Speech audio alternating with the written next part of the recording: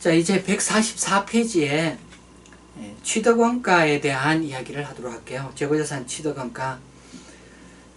거기 144페이지 제일 위에 보면은 재고자산의 취득원가는 매입원가, 전환원가 및 재고자산을 현재의 장소에 현재의 상태로 이르게 하는데 발생한 모든 원가를 포함한다. 이렇게 돼 있어요. 그래서 재고자산 취득원가는 매입원가, 전환원가, 그리고 현재 상태에 이르게 하는 원가, 이렇게 세 가지로 구분할 수 있는데요.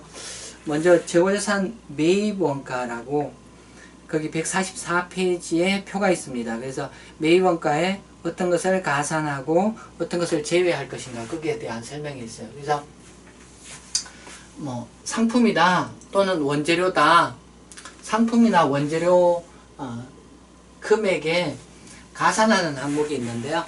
가산하는 항목이 일단 매입 가격이 있을 거고요. 그 다음에 이제 수익 관세. 가령 예를 들어서 이제 재고자산을 외국에서 구입해 온다라고 하면은 재고자산을 한국에 들어오면서 수익 관세를 부담하게 되죠. 그 공항을 통해서 들어오든지 또는 컨테이너 항구를 통해서 들어오든지 수익 관세가 부과될 수 있겠어요. 근데 그 수익 관세를 이렇게 뜯어보면은 수익 관세는 경우에 따라서 환급받는 경우도 있거든요. 예를 들어서 우리나라 같은 경우는 외국에서 원재료를 들어와서 한국에서 가공한 다음에 그것을 다시 수출하는 경우에 수입하면서 원재료에 대해서 부과했던 수익 관세를 다시 돌려줘요. 그래서 그런 식으로 환급받을 수 있는 관세가 있다라고 하는 경우에 그 환급받는 부분은 매입원가에 포함되면 안 되겠고요. 환급받지 못하는 수익 관세는 원재료 가격에 포함해야 되겠다, 이런 이야기 할 수 있고요. 그 다음에 이제 재고자산을 외국에서 구매하게 되면은 세관장이 수입 부가가치세를 부과하게 되죠. 그래서 이런 것들도 원재료 가격에 포함되는 금액이다, 이런 이야기를 할 수 있고요. 그 다음에 이제 그 재고자산을 외국에서 구매하든지 또는 국내 거래에서 매입 운임을 이쪽에서 구입하는 쪽에서 부담하는 경우가 있겠죠. 그래서 우리가 부담한다? 그럼 그건 재고자산 금액에 포함해야 되겠고요. 그런데 그런 경우가 아니라 매입 운임을 상대방이 부담해 준다? 그럼 우리 쪽에서는 그 매입 운임을 생각할 필요가 없겠죠. 그 다음에 하역료, 그 다음에 뭐 취득 과정에서 관련되는 기타 원가, 예를 들어서 재고자산을 외국에서 수입하는데 보험료를 우리가 부담하기로 했다. 그래서 우리 쪽에서 부담하는 보험료다라고 하면은 재고자산 금액에 가산해 줘야 되는 항목이다, 이런 이야기 할 수 있겠죠. 그리고 이제 재고자산 취득원가에 포함하지 말아야 되는 항목도 있는데, 예를 들어서 재고자산을 구매하고 나서 일정 금액을 할인받았다. 그럼 그 금액은 제외하고 생각해야 될 거고요. 재고자산을 많이 구매했더니 상대방이 리베이트를 주더라. 그것도 재고자산 구입 금액에서 제외돼야 될 항목이다, 이런 이야기 할 수 있겠습니다. 자, 144페이지에 보면 케이스 4가 있어요. 그래서 매입 원가라고 있어요. 다음은 X1년 중 시상품 거래와 관련된 내역이다. 그래서 시상품에 대한 기초재고가 700톤 7만원 이고요. 시상품 단기 매입액이 있고 매입 운임이 있고 뭐 이렇게 내역이 있어요. 자, 요구사항은 보면은 시상품에 선입선출법을 적용한다, 이런 내용이 있고요. 단기에 구입한 시상품 단가가 얼마인가? 자, 묻는 내용이 단기에 구입한 시상품 단가예요. 단기에 있었던 거를 찾아보면은 뭐 7,000톤을 구매하고 매입액이 70만원, 매입 운임 3,000원 발생했다. 예, 3,000원 가산해 줘야 되겠죠. 예, 3,000원을 가산해 줘야 되고요. 광고 비용 발생했다. 광고 비용은 매입 금액에 포함될 게 아니죠. 예. 이 광고 비용은 여기 재고자산 뿐만 아니라 뒤에 유형자산을 취득하고 나서 광고를 했다. 무형자산을 취득하고 나서 광고를 했다. 다 마찬가지입니다. 그 유형자산이나 무형자산, 여기 재고자산 경우에 다 공통적으로 광고를 했다. 재고자산 금액이 아니고 그냥 광고비라는 비용 처리돼야 될 항목이죠. 그래서 무시하면 되겠고요. 그래서 여기 매입액에 가산할 항목은 일단 매입 운임이 있고요. 그 다음에 관세가 있는데 여기 지문을 보면은 부담한 5,000원 가운데 3,400원은 나중에 다시 환급받을 예정이다. 그러면 1,600원만 환급받지 못하는 1,600원만 재고자산 금액에 포함되어야 되겠고요. 자, 재고자산 구입하고 나서 6,000원을 할인받았다. 이건 차감해야 될 금액이겠죠. 그 다음에 매입 애누리가 7,000원 있었다. 이것도 차감해야 되겠고요. 그 다음에 본사 보관료가 8,000원 발생했다. 재고자산을 구입하고 본사에 보관하는 과정에서 보관료가 8,000원 발생했다. 자, 요 보관료는 요 뒤에 다시 나오는데요. 이게 생산 과정에 보관료가 아니면은, 생산이 끝나고 나서의 보관료는 그 별도의 비용이에요. 그래서 요거는 무시돼야 될 금액이다. 이렇게 생각하시면 되겠어요. 그래서 단기에 구입한 상품, 이 7,000톤의 단가를 어떻게 결정할 것인가. 7,000톤은 이게 금액을 70만원 더하기 3,000원 더하기 1,600원 빼기 6,000원, 7,000원 이렇게 계산을 해주면 되겠어요. 그래서 이렇게 계산을 하면은 69만 1,600원이 되고요. 이렇게 더해주고 요 두 개를 차감해서 69만 1,600원이 되고요.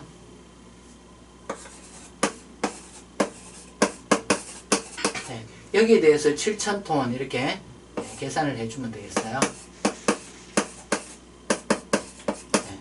이렇게 하면은 단기에 구입한 상품의 단가가 계산되는데 단가는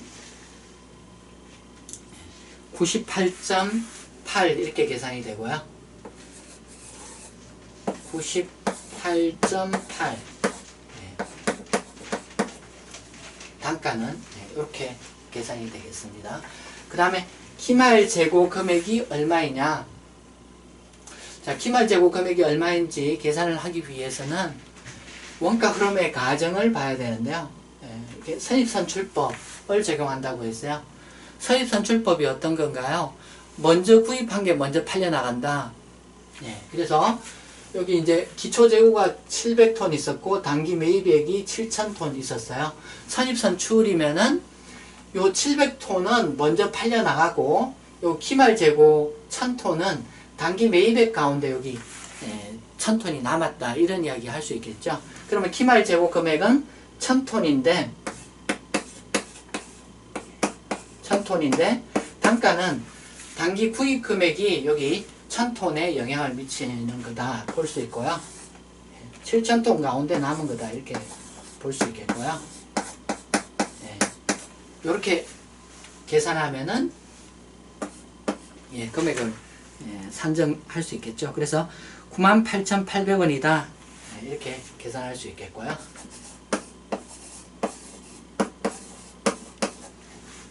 그 다음에 매출원가가 얼마일까? 매출원가는 어떻게 구하면 돼요? 기초 재고 금액 더하기 단기 구입 금액. 단기 구입 금액은 이 금액이죠. 빼기 기말 상품 금액 이렇게 하면은 매출원가를 구할 수 있겠어요. 그래서 매출원가는 기초에 있던 7만원 더하기 그 다음에 단기 구입한 691600 여기에 기말 금액 기말 재고로 남은 98800 이렇게 차감하면은 매출원가를 구할 수 있다 이런 이야기 되겠어요. 자, 그래서 이제 매입 원가와 관련한 내용하고 이제 케이스를 봤고요. 이제 그 145페이지에 보면은 양갈로 2 전환원가라고 있어요.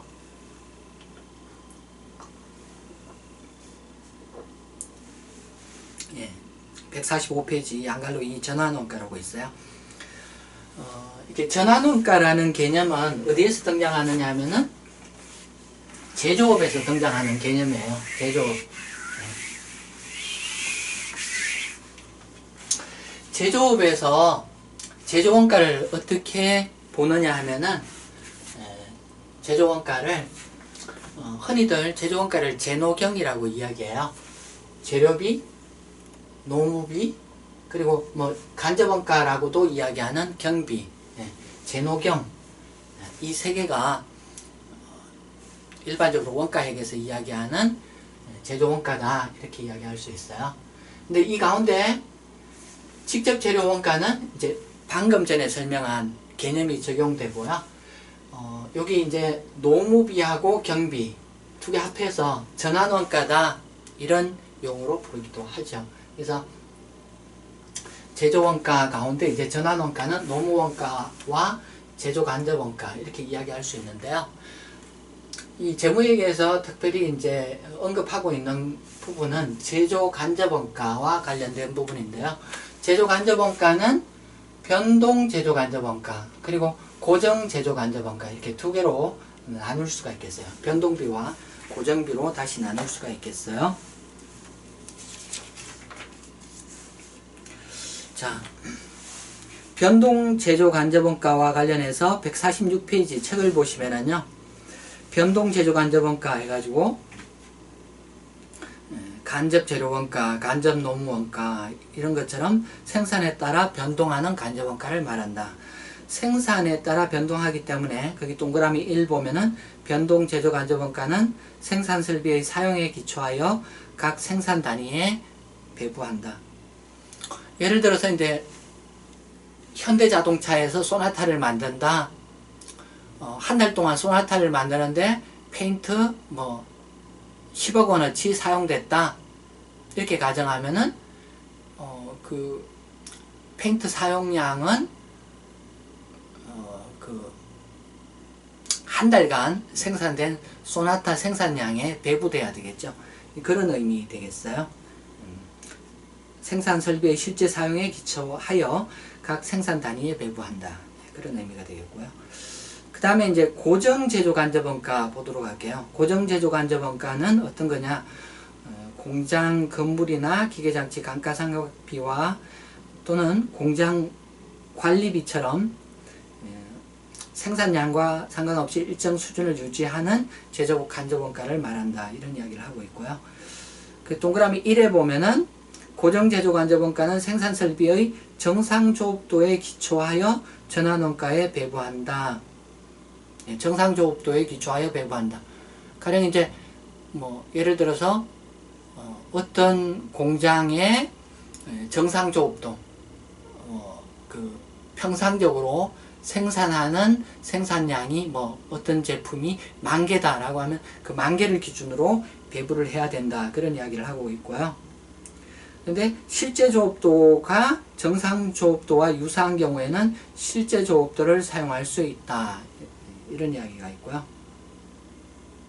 그 다음에 동그라미 2에 보면은 생산 단위당 고정제조간접원가 배부액은 낮은 조업도나 유유 설비로 인해 증가되지 않으며 배부되지 않은 고정제조간접원가는 발생한 기간의 비용으로 인식한다. 언젠가 가령 이제 회사에 파업이 있었다. 그래서 생산량이 현저하게 떨어졌다. 10,000개 생산하는 공장인데 10,000개를 생산하지 못하고 3,000개만 생산했다 라고 하는 경우에 평소 같으면 10,000개를 기준으로 그 고정제조간접원가가 배부돼야 되겠죠. 그런데 3,000개밖에 생산하지 못해서 3,000개만 그 제품에 배부됐다. 3,000개를 기준으로 고정제조간접원가가 배부됐다. 그럼 배부되지 못한 7,000개에 해당하는 단위당 고정제조간접원가는 어떻게 할 거냐? 그거는 비용 처리돼야 된다는 거예요. 제품원가가 아니라 그냥 바로 비용 처리돼야 된다는 거예요. 자, 그런 이야기고요. 동그라미 3에 보면은 비정상적으로 많은 생산이 이루어졌다면 어떻게 할 거냐? 10,000개가 아니라 가령 이제 뭐 공장을 뭐 풀로 가동해 가지고 뭐 13,000개가 생산됐다. 그럴 경우 고정제조간접원가는 어떤 방법으로 이루어져야 되느냐? 그럴 경우 재고 자산이 원가 이상으로 책정되지 않도록 생산 단위당 고정제조간접원가 배부액을 감소시켜야 된다. 그런 이야기. 뭐 상식적인 이야기죠. 상식적인. 여기 이제 그 원가 계산에 대해서는 나중에 이제 그 원가 관리 회계를 별도로 배우시면은 구체적인 내용을 공부하시게 되겠어요. 자, 147페이지에 보면은 양갈로 3 기타 취득원가 고려사항이라고 있어요. 그래서 기타 원가는 재고자산을 현재의 장소에 현재의 상태에 이르게 하는데 발생한 원가 범위 내에서 취득원가에 포함한다. 상식적인 이야기고요. 한편 재고자산의 취득원가에 포함할 수 없으며 발생기간에 비용으로 인식해야 되는 원가의 예는 다음과 같다. 이런 이야기 있어요. 그래서 비용 처리해야 되는 게 어떤 게 있느냐? 땡땡땡땡 4개가 있는데 첫 번째 땡을 보면은 재료원가, 노무원가, 기타 제조원가 중 비정상적으로 낭비된 부분. 그래서 비정상적으로 낭비된 부분이 있으면은 그거는 원가가 아니라 바로 비용 처리해야 된다. 그런 이야기고. 두 번째 땡에 보면은 후속 생산 단계에 투입하기 전에 보관이 필요한 경우 이외의 보관 원가 이렇게 돼 있어요. 그래서 생산 전에 보관 원가나 그 1공정, 2공정 이렇게 이동하기 전에 보관 원가 이런 것들은 다 이제 그 생산 원가, 제품 원가에 포함될 수 있는데 그게 아니라 생산이 완료됐다. 그 경우에 보관료, 본사 보관료 이런 것들은 다 비용 처리돼야 된다. 이런 이야기 하고 있고요. 세 번째 땡, 네 번째 땡을 보면은 관리 간접 원가, 그 다음에 판매 원가 이런 것들은 바로 비용 처리해야 된다. 이런 이야기를 하고 있습니다. 그 다음에 차입원가, 이건 이제 5장에 등장하는 이야기인데요. 차입원가 가운데도 그 동그라미 1에 보면은 재고자산의 제작기간에 장기간이 소요되는 경우에는 차입원가를 자본화할 수 있다. 동그라미 2에 보면은 반면 단기간 내에 취득되는 재고자산에 대해 차입원가는 자본화할 수 없다. 구체적인 내용은 5장에서 다시 보도록 하고요. 자, 147페이지에 보면 케이스 5가 있어요. 케이스 5를 보면은요.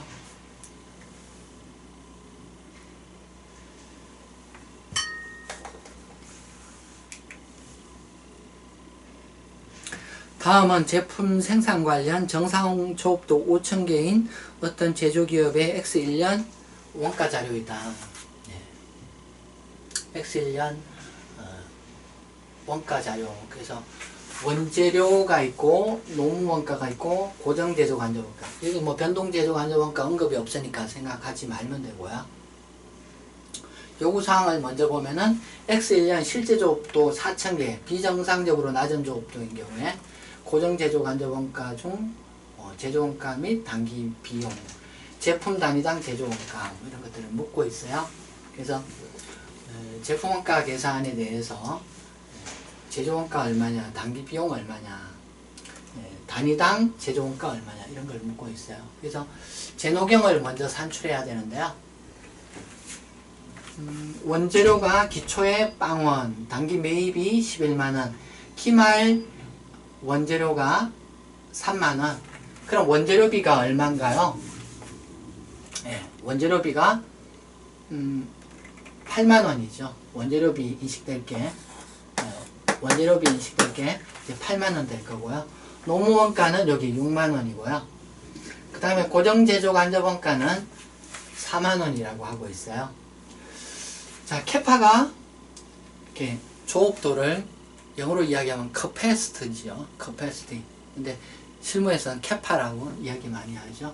자, 정상 조업도가 캐파가 5,000개인데 4,000개 비정상적으로 낮은 조업도를 보였어요. 뭐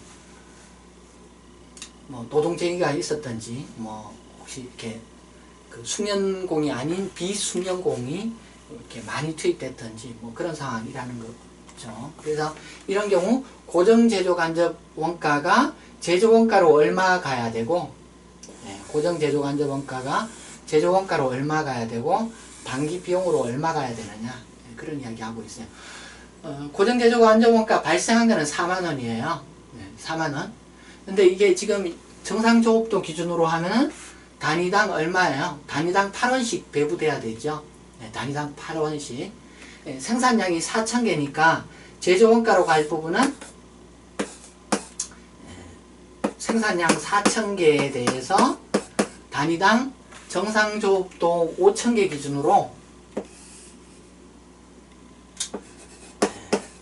발생한 고정제조간접원가를 5,000개 기준으로 배부하는 5,000개 기준으로. 그래서 단위당 고정제조간접원가 배부액이 8원씩 되도록 배부가 돼야 되겠죠. 그래서 이렇게 하면은 생산량 4,000개에 대해서 8원씩 해서 32,000원이 제조원가로 가야 되겠다. 자, 이렇게 32,000원을 고정제조간접원가에서 제조원가로 보내면은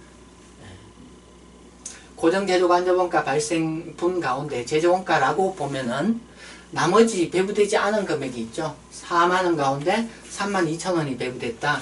그러면은 나머지 8,000원은 단기 비용 처리돼야 되겠다. 그런 이야기 되겠고요. 여기 제품 단위당 제조원가는 얼마냐? 제품 단위당 제조원가는 여기 원재료 발생한 게 원재료비가 8만원, 그 다음에 노무원가가 6만원, 그 다음에 제품에 배부될 고정제조간접원가가 32,000원. 예, 요거를 생산량 4,000개로 나눠주면 되겠죠. 예, 요거를 생산량 4,000개로 나눠주면 되겠다. 예, 4,000개로 나눠주면 되겠다. 이렇게 계산이 되겠고요. 자, 그 다음에 이제 상황 2를 보도록 할게요. 상황 2는 X1년 실제 조업도가 6,000개다. 정상 조업도보다 더 많이 생산되었다는 거죠. 그런 경우 제품 단위당 고정 제조 간접원가가 얼마이냐. 자, 상황 1은 조업도 4,000개인 경우 그 고정 제조 간접원가가 8원씩 배부된다. 그런 거였는데, 상황 2는 보면은 정상조업도보다 더 많은 생산량인 경우에 고정제조간접원가가 어떻게 배부돼야 되는가. 그래서 좀 전에 읽었던 내용 보면은 많이 생산된 경우에 재고자산이 원가 이상으로 책정되지 않도록 생산 단위당 고정제조간접원가 배부액을 감소시켜야 된다. 이런 이야기 하고 있어요. 그래서 결국 요게 이제 저 4만원에 대해서 생산량 6,000개, 생산량 6,000개를 기준으로 계산을 해주면 되겠죠. 생산량 6,000개를 기준으로 고정제조간접원가를 배부해주면 되겠어요. 그래서 단위당 요렇게 배부되면은 요 4만원이 적정하게 배부면 되겠다. 이런 이야기 할 수 있겠습니다. 네. 이제 케이스 5를 봤고요. 예, 여기까지 해서 이제 그 재고자산 금액을 얼마로 인식할 것이냐, 취득원가를 어떻게 할 것이냐, 그런 이야기를 했고요. 예, 이제 148페이지 보도록 하겠습니다. 148페이지에 보면은 3. 미착품 등의 재고자산 포함 여부라고 있어요. 미착품 등의 재고자산 포함 여부. 우리 회사의 그 회사가 자산으로 인식하는 모든 재고자산이 우리 회사 내에 있으면 좋겠지만은 현실 거래는 매우 복잡하기 때문에 그렇게만 되는 게 아니죠. 그래서 어떤 재고자산을 우리 걸로 봐야 될 건지, 또는 아직 우리가 인식하지 말아야 될 건지, 또는 기존에 우리가 갖고 있던 거를 상대방 걸로 봐야 될 건지 내 걸로 봐야 될 건지, 그런 이슈가 있는데요. 거기 3에 있는 내용이 거기와 관련된 내용이에요. 그래서 148페이지 3 거기에 두 번째 줄 끝에부터 줄을 치도록 하죠. 그래서 재고자산의 범위는 재고자산에 대한 법적인 소유권 뿐만 아니라 재고자산 소유에 따른 위험과 효익이 누구에게 귀속되는지 등을 모두 고려하여 결정한다.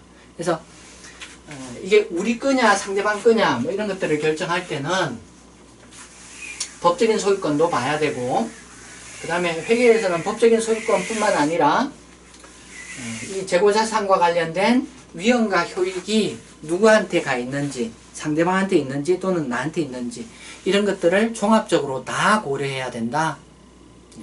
다 고려해서 결정하지 법적인 권리만 따지는 것은 아니다. 그런 이야기고요. 149페이지에 미착품이 있고, 거기 미착품에 보면은 두 가지 이야기하고 있어요. FOB 선적지 조건, FOB 목적지 조건, 이런 게 있어요. 실무에서는 이제 이것보다 더 많은 여러 가지 조건들이 있는데요. 그냥 교과서에는 간단하게 그 모든 그 무역 조건들을 고려할 수가 없기 때문에 대표적으로 무역 조건의 예인 FOB 선적지 조건, FOB 목적지 조건, 이렇게 소개가 되고 있고요. FOB라는 말은 무역 용어고요. Free on Board 해가지고 그 판매자의 그 책임 권리가 어디까지 존속하느냐, 반대로 어느 시점부터 판매자가 인식하지 말아야 되느냐, 그러한 이야기가 되겠어요. 그래서 FOB 선적지 인도 조건이라는 거는 가령 이제 재고자산을 가령 예를 들어서 호주로부터 구입해 온다라고 했을 때 그 호주의 항구 선적지는 그 상대방 이제 수입하는 경우에 상대방 항구를 이야기하는 거죠. 그 호주 항구로부터 그 권리를 나누어 가지는 그런 경우를 이야기하겠어요. 그래서 FOB 선적지 조건은 선적 시점부터 구매자, 우리가 구매자라고 하면 우리의 소유권으로 인식하는 그런 경우를 이야기하고요. FOB 목적지 조건은 그 재고자산이 배에 싣고 또는 비행기에 싣고 한국의 그 항구나 공항에 도착하겠죠. 그래서 그 당초 계약된 목적지, 보통 이제 항구나 공항이 될 텐데 거기에 도착하면은 소유권을 구매자한테 이전한다는 것이 FOB 목적지 조건이다. 목적지에 도착하면은 소유권이 이전되는 것으로 본다는 게 FOB 목적지 조건이다. 이렇게 보시면 되겠어요. 그래서 FOB 선적지 조건은 그 배에 실으면은 소유권이 이전된다. FOB 목적지 조건은 목적지에 오면은 소유권이 이전된다. 그런 조건으로 이해하시면 되겠어요. 자, 그 다음에 이제 담보 제공자산이라고 있습니다. 재고자산을 담보로 제공하는 경우가 있겠죠. 이 경우에 소유권이 그 상대방에게 이전된 것으로 봐야 될 것이냐, 이런 이슈가 있을 거예요. 우리 개인들도 은행에서 돈을 빌리는 경우가 있죠. 많은 경우에 보면은 아파트를 살 때 자기 돈이 많아서 이제 사는 경우보다는 일부는 은행에서 빚을 얻고 아파트를 사는 경우가 있겠어요. 그래서 그런 경우에 보면은 아파트를 은행에 담보로 제공하고 돈을 은행에서 빌리는데 거기서 아파트를 은행에 담보 제공하는 경우에 아파트가 은행 소유가 되느냐? 그게 아니죠. 그 아파트는 원 소유자 소유로 있고 그냥 그 아파트에 대해서 어떤 그 담보권이라는 권리만 은행이 설정하는 그런 경우가 되겠어요. 그래서 이 재고자산 경우도 마찬가지겠어요. 재고자산을 담보로 제공했다. 그 경우에 소유권이 상대방한테 이전되느냐? 그거 아니고 원 소유자 소유로 보게 되겠어요. 그 다음에 이제 149페이지에 거래 형태별로 재고자산 포함 여부에서 먼저 할부 판매라고 있어요. 이런 할부 판매, 위탁 판매, 반품률이 높은 판매, 이런 것들은 다시 저쪽 뒤에 수익 인식 관련해서 다시 관련 챕터에서 등장하게 되는데요. 자, 할부 판매의 경우에 상대방한테 할부로 판매했어요.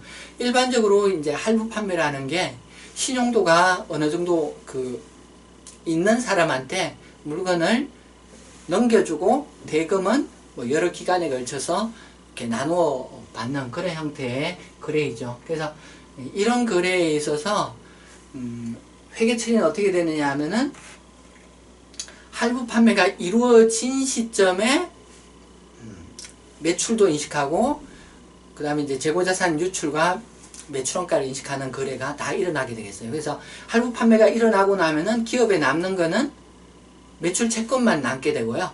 그래서 할부 기간에 걸쳐서 이제 매출 채권을 현금으로 회수하는 그런 거래가 있게 되겠어요. 그래서 할부 판매는 판매 시점에 매출을 인식하고 재고자산이 유출됐다 이렇게 인식하는 그런 회계 처리가 되겠고요. 자, 그 다음에 이제 위탁 판매. 위탁 판매. 예를 들어서 이제 백화점에 가면은 보통 2층, 3층, 4층이 보면은 여성복 코너이고 거기 아주 많은 여성복 브랜드가 입점하고 있죠. 그래서 그 판매 형태 가운데 어떤 거는 보면은 그 여성복 메이커가 백화점의 판매를 의뢰하는 위탁하는 그런 형태의 거래가 있을 수 있어요. 그 경우에 소유권을 백화점에 넘긴 거냐? 네, 그건 아니고요. 위탁 판매에서는 판매만 백화점에 부탁을 하는 그런 형태가 되겠고, 이 거래에서는 백화점이 실제 판매를 해야 할 때까지는 그 여성복 메이커 제조업자의 재고자산으로 본다. 그렇게 되겠어요. 그래서 수탁자, 백화점이 판매하기 전까지는 위탁자, 여성복 메이커의 소유로 본다. 그 다음에 이제 반품률이 높은 판매. 뒤에 수익인식에서 배우게 될 텐데, 반품률을 합리적으로 추정할 수 있는 경우에는 그를 매출로 인식하게 되겠어요. 근데 반품률을 추정할 수 없다. 그러면은 이게 이제 언제 반품될지 모르는, 반품의 정도가 얼마나 되는지 모르는 그런 상황이라고 하면은 이 경우에는 매출을 인식할 수 없어요. 그래서 모든 불확실성이 끝나야지, 그래야지 수익을 인식할 수 있고요. 그래서 모든 것들이 확정될 때까지는 수익을 인식하면 안 되겠다. 재고자산 유출도 인식하면 안 되겠다. 그렇게 보시면 되겠고요. 그 다음에 이제 판매 후 재매입 약정. 이건 뭐냐 하면은 물건을 팔았어요. 팔았는데 여기에 사이드 어그리먼트가 있어가지고 이 물건을 가령 뭐 몇 개월 후에 내가 다시 되산다 이렇게 약정을 하는 그런 경우, 현실 세계에는 잘 있기 힘든데 물건을 판매하는 계약, 거기에 아울러서 이거를 뭐 3개월 후에 다시 내가 되산다, 이런 두 가지 계약이 존재하는 그런 상황은 이게 환매 조건 판매다 이렇게도 이야기하는데, 이건 이제 금융계약으로 보고요. 그래서 이것은 이제 판매로 보지 않는 그런 내용이에요. 뒤에 다시 등장하는 내용입니다.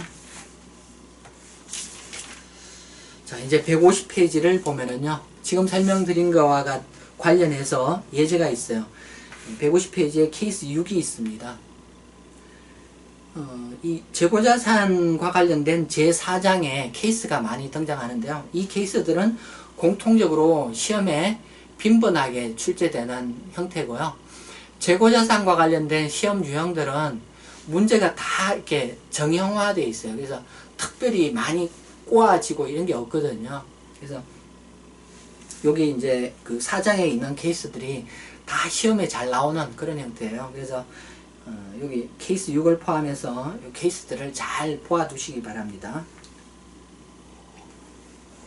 자, 케이스 6을 보면은요, 자, 어떤 회사는 제조업체로서 신용이 양호한 고객들을 대상으로 제품을 판매하고 있다.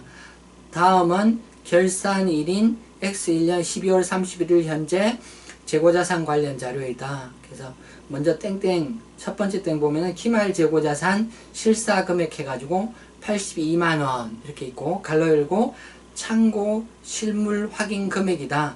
그래서 창고에 갔더니 12월 31일에 창고에 갔더니 카운트 되는 금액이, 재고자산이라고 카운트 되는 금액이 82만원이다 이런 이야기 하고 있고요. 두 번째 땡을 보면 매출 해가지고 930만원 이렇게 되어 있어요.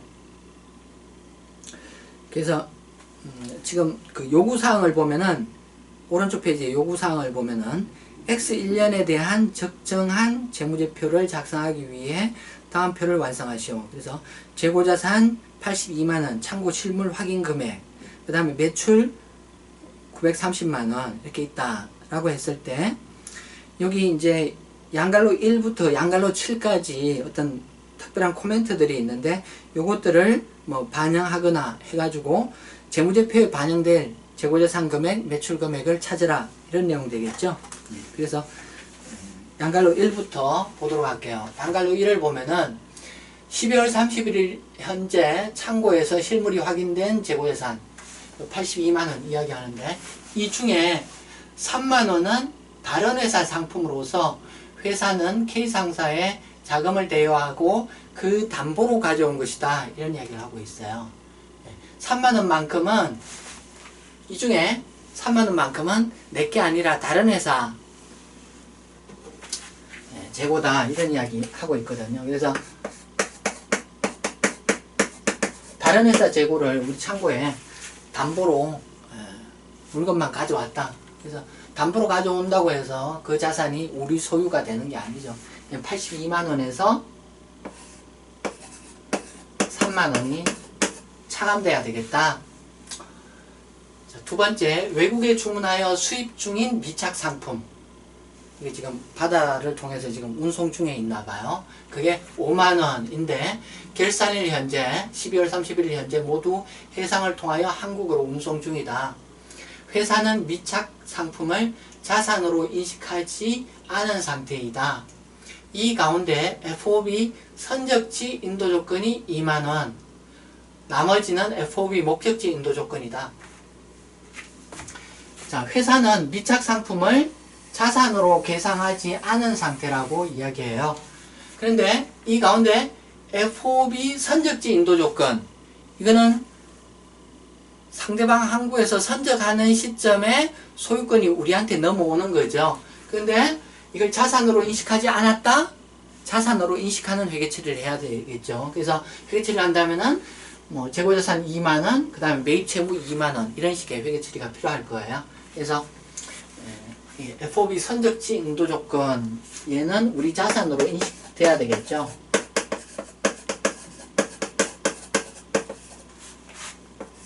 예, 2만원만큼이 창고에 없지만은 우리 자산으로 인식될 항목이다. 그래서 2만원만큼 가산돼야 되겠다. 이런 이야기 할 수 있겠고요. 나머지는 FOB 목적지 인도 조건이다. 목적지 인도 조건은 우리 쪽 목적지에, 우리 쪽 항구에 도달해야지 우리가 자산으로 인식할 수 있는 거죠. 그러니까 무시하면 되겠고요. 그 다음에 양갈로 3에 보면은 결산일 현재 미국에 있는 구매자로부터 주문을 받아 FOB 목적지 인도 조건으로 미국으로 운송 중인 제품이 있다.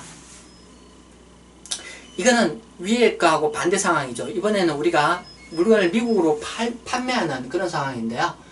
회사는 선적 시점에 매출을 인식하였다. 자, 선적 시점에 매출을 인식했다고 돼 있어요. 근데 이게 지금 FOB 목적지 인도 조건이죠. 목적지 인도 조건은 운송 중에는 그 매출을 인식하면 안 되죠. 아직 바다를 통해서 운송 중에 있으니까 얘는 매출을 인식한 게 잘못된 거죠. 그래서 이게 지금 수출하는데 FOB 목적지 인도 조건이다. 예, 그러면 이게 매출을 인식하면 안 되는데 회사가 매출을 인식했다. 잘못한 거죠. 예, 목적지 인도 조건인데. 그래서 10만원 매출을 인식했다는 거죠. 예, 10만원이 매출이 취소돼야 되겠고요. 10만원 매출이 취소돼야 되겠고요. 그 다음에 이 지금 매출을 인식하면서 회사가 매출을 인식하면서 재고자산을 떨었겠죠. 재고자산을 이렇게 7만원만큼 유출됐다 이렇게 했을 텐데 이 7만원만큼 재고자산이 아직 판매되지 않은 거니까 우리 재고로 인식돼야 되겠다. 아직 판매를 인식할 때가 아니다. 상대방 항구에 가야지 우리가 매출을 인식할 수 있겠다. 그래서 이런 수정이 필요하겠죠. 그 다음에 양갈로 상에 보면은 결산 현재 제조 중인 제공품 중에 외부 도금 전문회사에 도금을 위해 보낸 것이 6만원이다. 제조공정이 쭉 있는데 제조공정의 거의 대부분을 통과하고 나면은 나머지는 이제 도금, 반짝반짝하게 만드는 도금하는 일을 해야 되는데 우리 회사는 도금 공정이 없어요. 그래서 주변에 있는 도금 공장에 보내가지고 거기서 처리해서 물건을 받아야 되는데요. 그래서 외부에 나가 있지만은 그게 상대방 소유냐? 아니죠. 여전히 우리 소유죠. 그래서 도금을 위해서 외부에 소재하는 재고를 창고에 없는 거지만은 우리 재고이기 때문에 얘도 기말 재고에 포함된 항목이다. 이런 이야기 할 수 있겠고요. 자, 그리고 이제 5분을 보면은요. X1년 말 고객에게 할부 조건으로 제품을 전달하였다. 여기 있고, 그 다음에 할부 계약은 3년에 걸쳐서 30만원을 수령하는 것이다. 동제품 판매의 현금 판매 가격은 25만원, 원가는 20만원, 그리고 운송비용 만원을 현금으로 지불하였다. 이렇게 되어 있고요. 제품을 고객에게 전달하였지만 제품에 대한 소유권은 판매 대금의 회수 강화를 위해 고객에게 이전되지 아니하였고 판매 대금을 받은 것도 아니므로 회사는 판매에 대한 회계 처리를 아니하였다. 판매에 대한 회계 처리를 아니하였다 이렇게 돼 있어요. 한편 동할부 계약 거래 상대방의 신용이 양호하므로 채권 회수에 문제가 없다고 판단된다. 할부 조건으로 할부 판매를 했는데 그래서 돈을 나중에 받는다는 거죠. 그런데 여기에 대한 회계 처리를 안 했다고 이야기해요. 할부 회계 처리는 그 물건을 인도해 주는 그 시점에 채권과 수익을 인식해야 되는 거죠. 그래서 회계 처리를 어떻게 하면 될까요? 물건을 건네준 시점에 매출 채권을 인식하고 그 다음에 수익을 인식해 줘야 되죠. 인식할 금액은 이게 30만원을 받기로 했다. 근데 현금 판매 가격은 25만원이다. 현재 가치가 25만원인 거죠. 그래서 채권을 25만원 이렇게 인식해 줘야 맞겠죠. 그리고 매출 25만원. 자, 그리고 이게 원가가 20만원짜리라고 이야기해요. 그래서 제품 20만원이 나가고 매출 원가를 20만원 이렇게 인식해 줘야 되겠죠. 그리고 여기 운송비용 만원은 운반비 만원, 뭐 현금 만원 이런 회계 처리가 필요할 거고요. 그래서 이런 회계 처리가 요구되지만은 회사는 판매에 대한 회계 처리를 하지 않았다. 즉 이러한 회계 처리를 하지 않았다고 이야기해요. 그럼 어떻게 해야 될까요? 할부 판매를 처리 안 한 거죠. 처리하지 않은 거죠. 그래서 매출을 25만원 인식 안 했기 때문에 매출이 계산돼야 되고요. 그 다음에 이제 제품은 이렇게 나간 걸로 회계 처리가 돼야 되죠. 근데 지금 여기 재고자산이라는 게 참고 실물 확인 금액이에요. 즉 재고자산이 요 82만원에는 지금 요 재고가 포함 안 돼 있는 거죠. 그러니까 여기 지금 우리가 구하려고 하는 게 재무제표 금액이 얼마일까? 여기 지금 여기 포함 안 돼 있으니까 재고자산에 대해서는 추가할 게 없네요. 자, 6번 보면은 결산일 현재 위탁 판매를 위해 속초 상사에 보낸 적송품이 4만원이고 미판매 상태이다.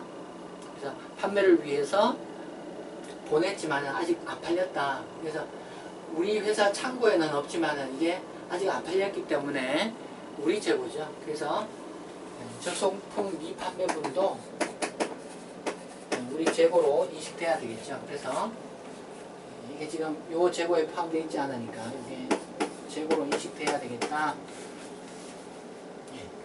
그 다음에 7번 12월 20일 제품을 9만원, 원가 8만원에 판매하여 매출 처리했다. 동제품은 고객이 클레임을 제기하여 보고기간 말 현재 반송 중이다. 이렇게 이야기하고 있어요. 자, 물건을 팔았는데 12월 말 현재 물건이 반송되어 오고 있다.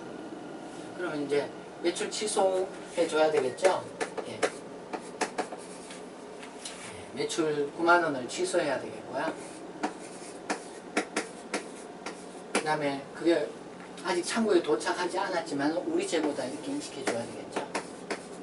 그래서 이러한 회계 처리를 해야 되겠다는 이야기예요.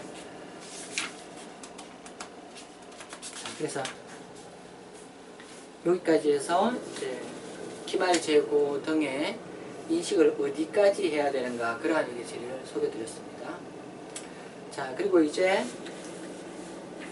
152페이지를 보면은요,